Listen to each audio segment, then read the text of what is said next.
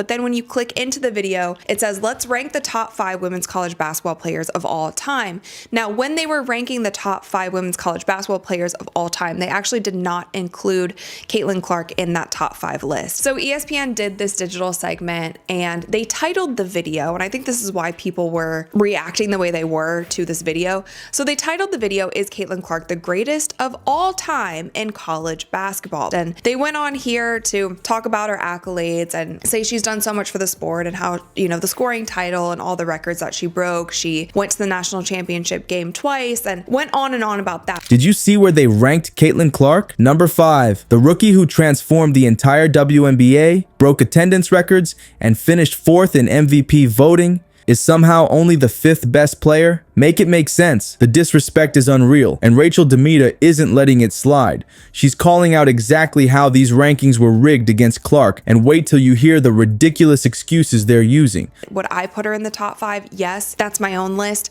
If you think that championships are more important than beating the all-time scoring record of over 50 years for men and women, that's fair. But the reason they excluded her from the top 5 is because she did not win a national title. Now, a lot of people were not happy about this. My true feelings, I truly don't care. However you want to rank your top 5, everyone has biases in it. Like when people argue the GOAT debate, who's better, LeBron or MJ, and they're like, oh, well, Mike's better because he has 6 rings. And then you have other people saying, well, if he has 6 rings, Bill Russell has 11 rings, then he should technically be the GOAT. If you're only going by that, there are so many things. It was just a content. The same player who increased WNBA attendance by 74% is being judged by standards no rookie could ever meet. Before we move on, I'd like to ask you a small favor. If you appreciate this content, please take a second to like this video and subscribe to the channel. Over 98% of you watch the videos without subscribing. It costs you nothing, but it makes a huge difference to us. So, did you click the subscribe button? Great. Thank you so much. Now, back to the video. And they did. Whether it was good engagement or not, they got the engagement. I'm no stranger to that as well. I've told you guys that Courtside Club used to be on ESPN, and I had no say. What it is. However, for ESPN to title it, "Is Caitlin Clark the greatest of all time in college basketball?" and then you're not talking about her, it was clearly clickbait to get people to click on it. The title of the video was and what the thumbnail was. So if they wanted to title it something like that, I wouldn't blame the hosts in this segment. It's a whole nother department at ESPN and they do all the SEOs, do all the things. Let's talk about what's happening with Caitlin Clark right now because we've seen this movie before. Remember college? Same exact playbook. The media loves building her up as this underdog who has to prove herself over and over, despite shattering records left and right. Here's what's crazy about this whole situation. Clark finished 4th in MVP voting as a rookie. Let that sink in. Rookies don't do that. But somehow the Bleacher Report rankings have her sitting at number 5 overall. Make it make sense. How does the 4th best player in the entire league, according to official MVP voting, suddenly drop to 5th in these rankings? The math isn't mathing. The disrespect is even more baffling when you look at what she's done for the league. The Fever saw 17 straight sellouts at home games. 17 before Clark. When's the last time you heard about sellout crowds consistently packing WNBA arenas? And we're not talking about just a few more fans.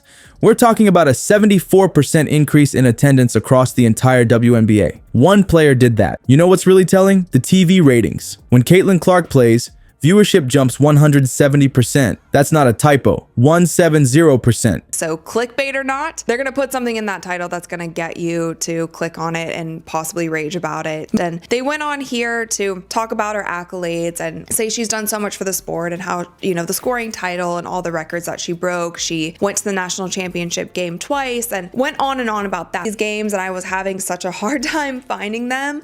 Update here. I did buy courtside seats to the Indiana Fever's opening game against the Washington Mystics. So it's actually a preseason game, but it is their very first game and it is at Gainbridge. Networks are literally changing their programming schedules to feature more Fever games because they know viewers will tune in. So let me ask you this. How does a player with that kind of impact not rank higher? It's not poor judgment. It's a deliberate choice. The criteria they use to judge Clark keeps mysteriously changing. One minute it's about championships, the next it's about turnovers, then it's about experience. Notice how the goalposts never stay in one place?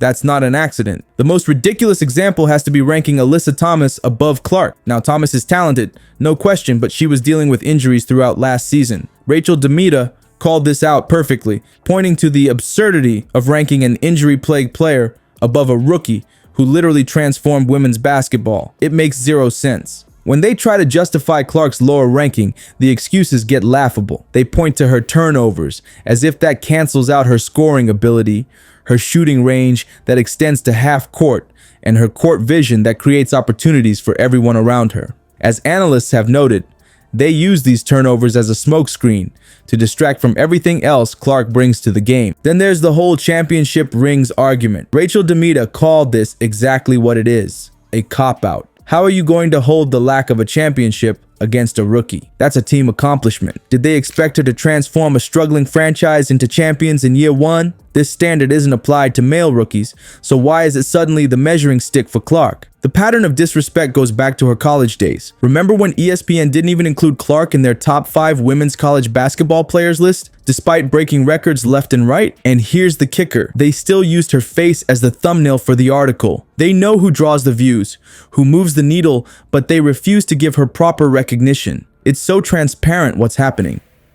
The criteria for judging Clark changes depending on what's needed to keep her out of the top spots. If she dominates in scoring, suddenly it's about efficiency. If her efficiency improves, then it's about championships. If she's breaking attendance records, then it's about turnovers. The goalposts never stay fixed. This manufactured underdog narrative isn't new.